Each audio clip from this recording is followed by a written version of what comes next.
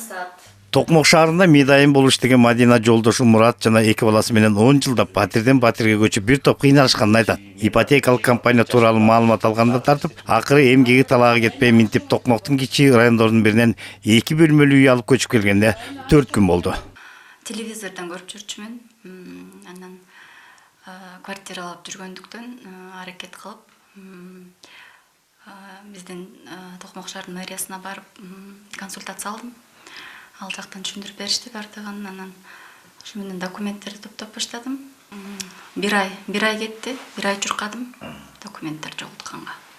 Жарандарды турак жай менен камсыздоо жана турак жай фондун түптөө максатында мамлекеттик ипотекалык компаниясы жергиликтүү бийлик менен тыгыз кызматташып, республикасынын бардык облустарында көп кабаттуу үйлөрдү куруу алдында турат. Мурун бул программа бюджеттик мекемелерде иштегендер менен гана турмушка ашып келсе, учурда мыйзамга өзгөрүү кирип, республикасынын бардык жарандары бул мүмкүнчүлүктөн пайдалана алышат. Бул ошол жеткиликтүүлүктүн мүмкүнчүлүгү бар экенин көрсөтөт менин оюмча.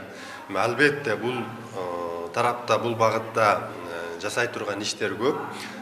Бирок ошол эле мезгилде мына бүгүнкү күндө ошо бирден бир ошол программанын үзүрү катары ушу үй бүлөнүн ушу турак жай маселесин чечиши ошол программанын кандайдыр бир натыйжасын көрсөтөт деп. Бул мамлекеттик деңгээлдеги маанилүү ишти жолго коюуда банк кызматкерлери дагы активдүү катышып, турак жайга муктаждарга түшүндүрүү иштерин жүргүзүп, ар тараптуу колдоо көргөзүп келишет.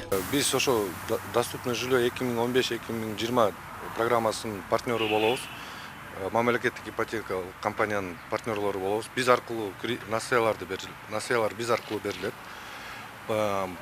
Пакет документтер бизден чогулат, бизден каралат, андан кийин мамлекеттик ипотекалык компанияга берилет.